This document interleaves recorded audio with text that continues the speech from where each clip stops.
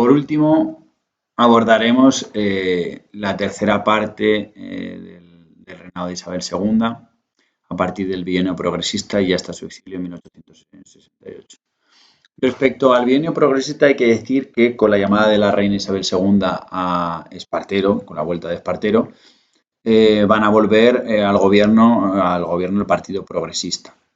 El Partido Progresista, pero con importante influencia de miembros de lo que otrora era el partido, o habían sido miembros del Partido Moderado como O'Donnell.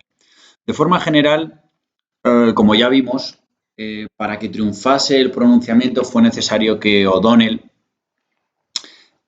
con el manifiesto de Torrejón, reivindicase o por lo menos estableciese las reivindicaciones de las clases populares. Por ello, la difusión de las juntas revolucionarias va a crear un estado de ánimo bastante proclive a la transformación social y van a enardecer a las masas populares que van a querer cambios importantes, cambios reales. Por tanto, durante el bienio progresista se va a intentar llevar a cabo una actividad legislativa importante. Se produce la apertura de las Cortes Constituyentes el 8 de noviembre de 1854. Tenemos aquí una imagen. Es muy importante, en este caso, porque se van a producir elecciones a Cortes Constituyentes con la Constitución de 1837. Hay elecciones a Cortes Constituyentes, por tanto, el objetivo de los diputados que salgan es la elaboración de una nueva Constitución, es la llamada Constitución non nata, que es bastante progresista, más progresista que la Constitución de 1837 y más o menos siguiendo el modelo de la Constitución de 1812. Si leemos un poco por encima los artículos de esta Constitución, podemos decir que en el primero, en el propio artículo, aparece que se habla de una soberanía nacional o popular, ¿vale? Pertenece, por lo mismo, pertenece exclusivamente a la nación el derecho de establecer sus leyes fundamentales. La nación en la que reside esencialmente la soberanía. Por tanto, hablamos de soberanía nacional o popular. Se refuerzan los derechos y las libertades, como es que los españoles pueden imprimir y publicar libremente sus ideas sin previa censura, libertad de expresión, con sujeción a las leyes, no se podrá secuestrar ningún impreso hasta después de haber empezado a circular. Calificación de los delitos de imprenta corresponde a los jurados. Por tanto, se intenta acabar con los mecanismos de censura previos. Todos los españoles son admisibles a los empleos y cargos públicos, la igualdad jurídica, todo español está obligado a defender la patria con las armas cuando sea llamado por la ley y a contribuir en proporción de sus saberes para los gastos de Estado. ¿Esto a qué hace referencia? Ojo que esto es muy importante. Ya veremos que a lo largo de toda la segunda mitad, bueno, a lo largo de todo el siglo XIX, una de las grandes demandas de las clases populares es que, digamos que la modificación de la ley de quintas. ¿Qué son las quintas? Las quintas o los quintos es que a partir de los 18 años los jóvenes deben hacer el servicio militar obligatorio. Y cuando había guerra, por supuesto, pues iban directamente a la guerra. ¿Qué es lo que pasa? Que en muchas ocasiones las personas que tenían más dinero, las élites económicas, pagaban un dinero, ¿vale? Por el cual, una cuota por la cual sus hijos no iban al servicio militar obligatorio. O pagaban a personas de las clases populares, de las clases bajas, para que fuesen por sus hijos, algunas veces incluso 2 o 3 veces, ¿vale? Entonces, contra todo esto se rebelaban o se levantaban las clases populares. En este artículo quedaría recogido ello. Y luego, la nación, hablamos de un estado confesional, pero con libertad de culto claramente establecido. La nación se obliga a mantener y proteger el culto y los ministros de la religión católica que profesan los españoles, pero ningún español ni extranjero podrá ser perseguido por sus opiniones o creencias religiosas, mientras no las manifieste por actos públicos contrarios a la religión. Por tanto, mientras no se manifieste en contra de la religión católica en público, se establece una libertad de culto. ¿Qué pasa? Esta Constitución, en parte, es demasiado avanzada para los principios ideológicos de los que habían iniciado en un primer momento ese levantamiento contra el gobierno moderado, esto es O'Donnell, ¿vale? O'Donnell era demasiado moderado como para esta Constitución. Asimismo, se había creado o se había producido una inestabilidad política y social importante ya a partir de 1855, ya que en Cataluña, que era la región donde se había desarrollado con más fuerza una industria mecanizada o los principios de una industria mecanizada, comienzan las primeras manifestaciones del movimiento obrero, ¿vale? Las primeras huelgas, las primeras manifestaciones vinculadas con el movimiento obrero organizado. Junto a ello hay que decir que una de las leyes más importantes será la Ley de Desamortización General de 1855 durante este bienio progresista, llevada a cabo por Madoz, la Ley de Desamortización General de Madoz, que permitía la desamortización de todos los bienes del clero, tanto los regulares y los seculares, como los bienes de los municipios, en algunos casos de la nobleza. Por tanto, a partir de este momento se va a permitir la expropiación pública de cualquier tierra amortizada, de cualquier señorío, ya sea de los municipios, ya sea de la Iglesia.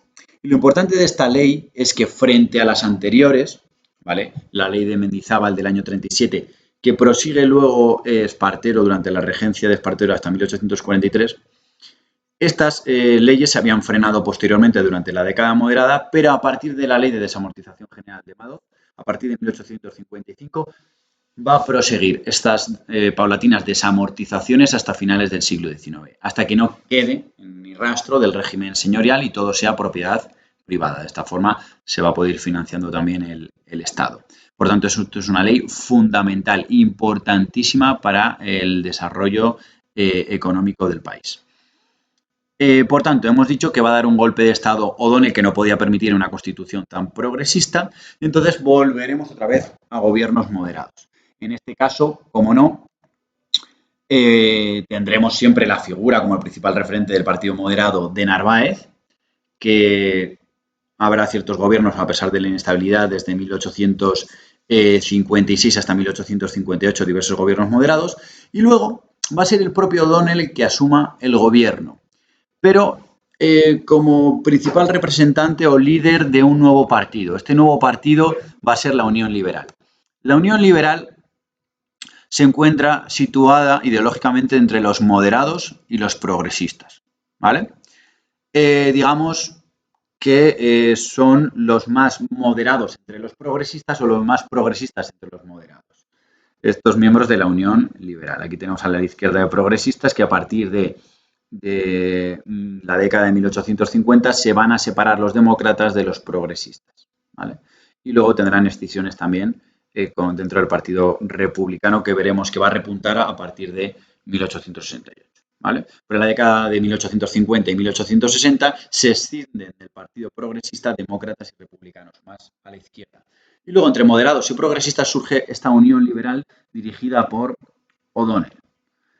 Entonces, Leopoldo O'Donnell va a asumir el gobierno por mandato de la reina desde 1858 a 1864, lo que van a ser unos gobiernos con una gran estabilidad política y con un importante desarrollo económico, aprovechando el crecimiento económico a nivel mundial, el desarrollo del capitalismo. En este contexto, se produce una importante política de infraestructuras que va a mejorar la situación del país, sobre todo la situación económica. Va a haber ciertas mejoras prácticas, como tenemos aquí la inauguración del canal de Isabel II, que permitía la traída de aguas a Madrid, ¿vale? Por tanto, veremos cómo va a haber ciertas mejoras desde el punto de vista de las infraestructuras.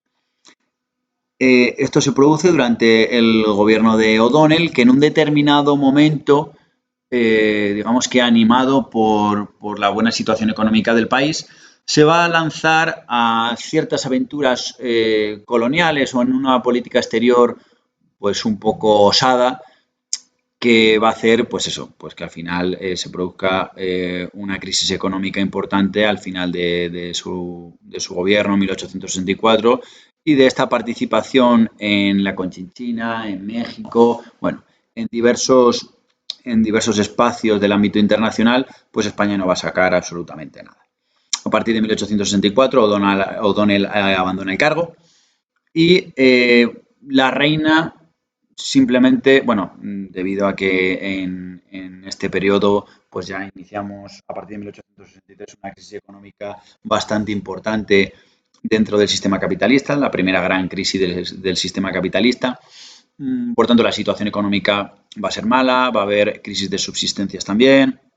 Por tanto, importantes movilizaciones de las clases populares. La mayor parte de los partidos políticos van a estar en contra del sistema constitucional, de la constitución de esta constitución de 1845, que era muy poco representativa, etcétera, etcétera, ya que esta se había recuperado con el golpe de Estado de O'Donnell de 1856. Seguimos con la Constitución de 1845, por supuesto, ¿vale?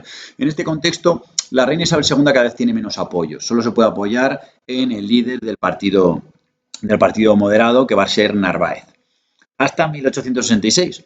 En estos 2 últimos años, la situación cada vez es peor, hay una crisis económica muy profunda, hay... por otro lado, amplias movilizaciones sociales en contra no solo del gobierno, sino de la propia reina Isabel II.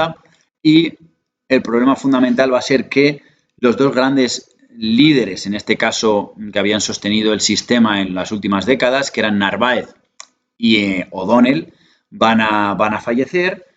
Así que se queda sin los principales líderes del partido moderado y de la Unión Liberal. En este caso van a seguir gobernando los miembros del partido moderado, aunque con una gran inestabilidad. Y el resto de la oposición, en el que se incluía ya el Partido Progresista, el Partido Demócrata y los republicanos, junto con las primeras manifestaciones del movimiento obrero, todavía digamos que no muy bien organizado, pero bueno, que poco a poco se va a ir constituyendo, surgiendo diversos sindicatos y luego posteriormente partidos políticos, como hemos compartido con el PSOE. En 1879. Pero bueno, más allá de eso, existen una serie de partidos que se encuentran en la oposición y todos ellos están de acuerdo en una cosa, en que el sistema no puede seguir así. Hay que acabar con el reinado de Isabel II y acabar con la Constitución de 1845. Por tanto, lo que se plantea, visto que el sistema ha colapsado, un sistema basado en la corrupción o la representatividad, etcétera, etcétera, se plantea que tiene que llegar un nuevo régimen, una nueva, de primeras, en un primer momento, una nueva monarquía constitucional o parlamentaria. Y se plantea, o todos ellos plantean en el Pacto de Ostende en 1866, que lo que se debe hacer es establecer un nuevo régimen y esa convocatoria a Cortes Constituyentes debe hacerse por sufragio universal masculino. Por tanto, ya tenemos un avance importante. Se van a organizar en este caso pues los miembros del Partido Progresista, del Partido Demócrata y de los republicanos, y al final, en 1868, se van a unir a ese pacto de Ostende el general Serrano, del que habíamos hablado ya antes, digamos que era el lugarteniente de O'Donnell en la Unión Liberal. Así que incluso la propia Unión Liberal, que había servido de apoyo al régimen de Isabel II, va a aprobar el pacto de Ostende. Por tanto, se van a quedar solos, o se va a quedar sola Isabel II, ¿con quién? Con el Partido Moderado, únicamente. El resto de los partidos políticos y la mayor parte de los grupos sociales del país estén en contra de Isabel II y ese régimen trufado de corrupción, etcétera, etcétera.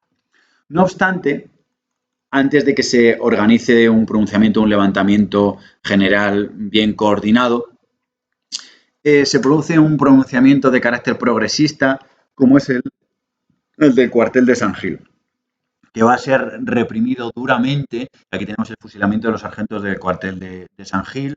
Los fusilamientos se producen en junio de 1866. Por tanto, va a haber incluso intentos va a haber pronunciamientos para intentar acabar antes de que estuviesen bien organizados con el reinado de Isabel II. Aquí tenéis, pues eso, los principales partidos, aunque faltaría la Unión Liberal con O'Donnell y Serrano.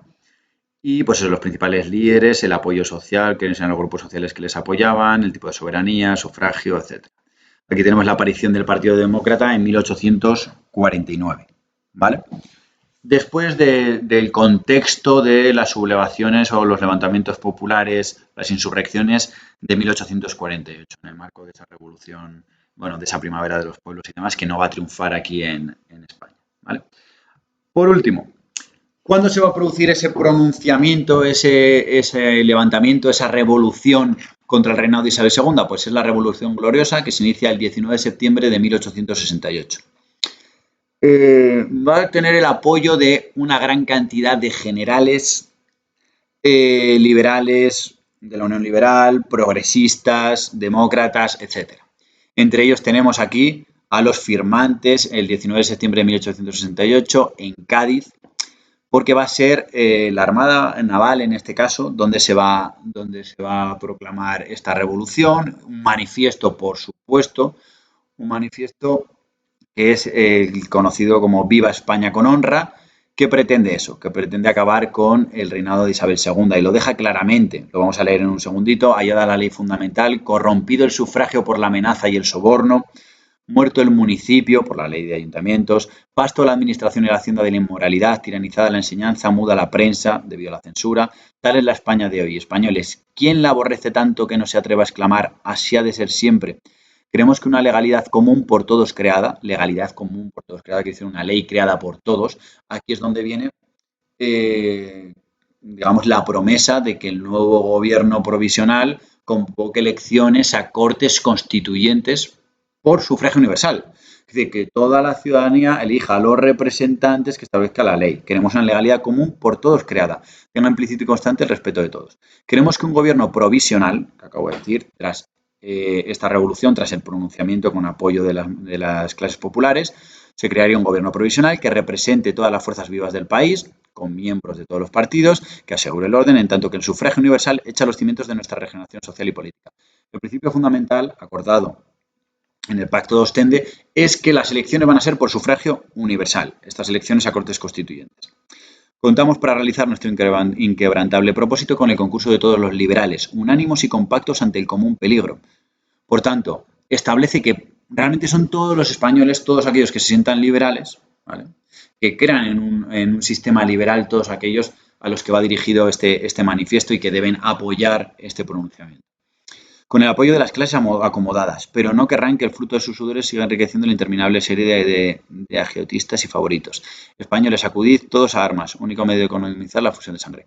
Aquí no aparece todo el texto, pero este texto lo tengo yo comentado en el aula virtual, 2 hojas de comentario del texto, y pongo en el texto no solo con el apoyo de las clases acomodadas, sino también habla de las clases medias y de las clases populares. Por tanto, el manifiesto lo que pretende es digamos, que sea acogido de forma positiva por todos los sectores sociales. No con el impulso del encono, siempre funesto, no con la furia de la ira, sino con la solemne y poderosa serenidad con que la justicia empuña su espada. Viva España con honra, ¿vale? Se planteará este cambio de régimen que va a triunfar. Tardará unos días, ya que digamos que la sublevación, la creación de estas juntas revolucionarias se irá produciendo por las diversas provincias, desde el sur en Cádiz, por el Levante y poco a poco en el interior de la península, y el enfrentamiento definitivo va a ser el de las tropas isabelinas contra las tropas liberales en la batalla del Puente de Alcolea el 28 de septiembre de 1868. A partir de este momento, tras la derrota de las tropas isabelinas, Isabel II, junto con su hijo, su hijo Alfonso, van a pasar la frontera y se van a exiliar en Francia, ¿vale? A partir de este momento entramos en un nuevo periodo, el llamado Sexenio Democrático, que irá de 1868 a 1874, un cambio de régimen completo, en el que veremos que el gobierno provisional crea una constitución en 1869 en la que se habla que el poder ejecutivo está en manos de un rey. Un rey que hay que buscar, y esto ya se verá, ¿vale? Este rey que tienen que buscar y tardarán en encontrarlo va a ser Amadeo, se va a crear una monarquía parlamentaria, más parlamentaria que constitucional, veremos, porque los poderes del rey están bastante limitados, pero bueno, podríamos hablar de una monarquía constitucional que tras la marcha de Amadeo en 1873 se convertirá en la primera república, del 73 hasta casi 1875, cuando se producirá la restauración de Alfonso, la restauración en la figura de Alfonso XII, el hijo de Isabel II, y se producirá la implantación de un nuevo sistema, el el sistema de la Restauración, el llamado turrismo político, con la alternancia de dos nuevos partidos remozados de ese partido moderado y progresista, que se llaman Partido Liberal y Partido Conservador. El conservador sería como el antiguo moderado y el Partido Liberal sería como el antiguo progresista, ¿vale? Pero bueno, no me quiero adelantar más y bueno, espero que os haya servido esta explicación. Hasta luego.